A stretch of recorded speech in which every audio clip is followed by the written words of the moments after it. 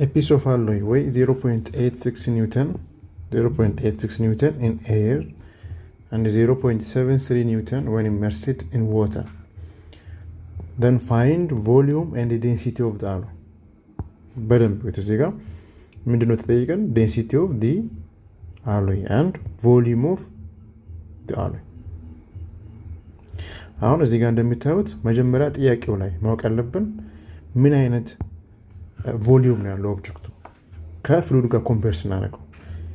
if the object is totally immersed in the fluid, volume of the displaced fluid is equals to volume of the alloy. alloy እንደምታዩት mixture of metal እንደማለት ነው። so አሁን volume of መጀመሪያ ሲጀምሩት እንደምታደርጉት volume of the displaced fluid is equals to volume of the alloy። so ከናንተ የምትጠበቀው ምንድነው? volume of the fluid ማግኘት ብቻ ነው or volume of the alloy። ሁለቱም አንድ አይነት ናቸው ማለት ነው። ለምንድነው እንደዛ የሚሆነው? ኦብጀክቱ ቶታሊ ኢመርስድ ኢን ዘ ፍሉድ ስለሆነ።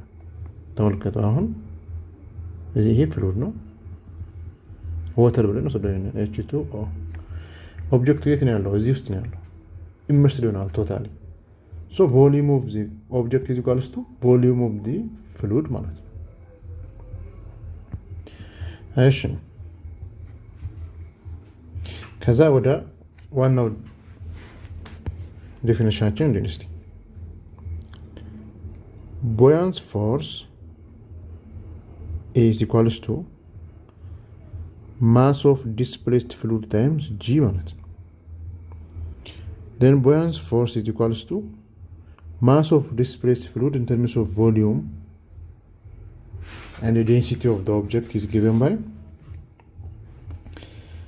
density times volume, which means እንደዚህ ማለት ነው። density is equals to mass over volume ከሆነ mass ምንድነው የሚሆነው?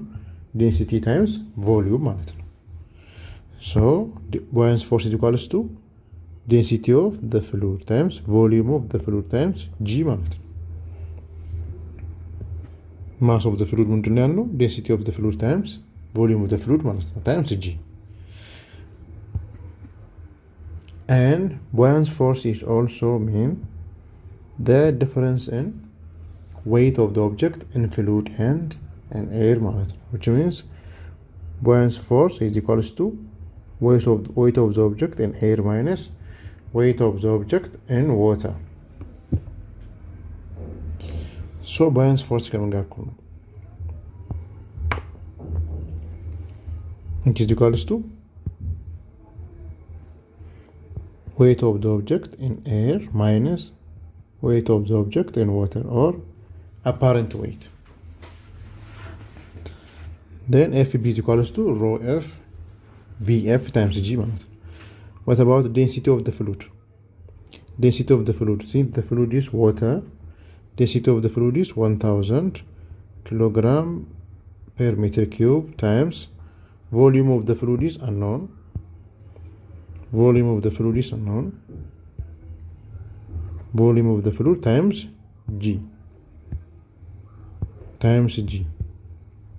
which is 10 meter per second square, which is equals to weight of the object in air 0.86 Newton minus weight of the object in fluid 0.73 Newton. then volume of the fluid is equals to 0.86 minus 0.73 is 0.13 Newton, the whole over 10,000 times 1000 times 10,000. sorry, 1000 times 10 is equals to 10,000. 10,000 kilogram per meter cube times meter per second square, which is equals to 1.3 times 10 raised to minus 5 meter cube. አሁን እዚህ ጋር ያገኘነው ምንድን ነው? volume of the fluid or volume of displaced fluid። ቅድም ምንድን ነው ያልነው? volume of displaced fluid is equals to volume of the alloy። ምክንያቱም ኦብጀክቱ ቶታሊ ሰብመርጅ ስለሆነ ሶ ቮሊዩም ኦፍ ዲስፕሌስድ ፍሉድ ካገኘን ቮሊዩም ኦፍ ኦብጀክት ማገኘም ማለት ነው። ሌላ ምንድነው ጥያቄው? and find also density of the object. Density of the object. Density of the object is equals to, or density of the alloy in this case, equals to mass of the alloy over volume of the alloy. ማሱ እንዴት ነው የምናገኘው? from weight of the object። እዚች ጋር from weight of the object። weight of the object in air ማለት ነው። እዚህ ጋር እንደምታዩት weight of the object in air ስንት ነው? 0.86 which is equals to mg. Weight is equals to mass times acceleration due to gravity. Then by dividing both sides by g, m will be 0.86 over 10 meter per second square. So እዚህ ጋር እንምጣና mass is equals to ይሄንን እዚህ ጋር ማምጣት mass is equals to 0.086 because 0.86 divided by 10 is equals to 0.086 the whole over volume of አለ ቅድም ያገኘነው እዚህ ጋር ማለት ነው። እዚህ ጋር ያገኘነው volume of the alloy is equals to volume of the fluid ብለናል።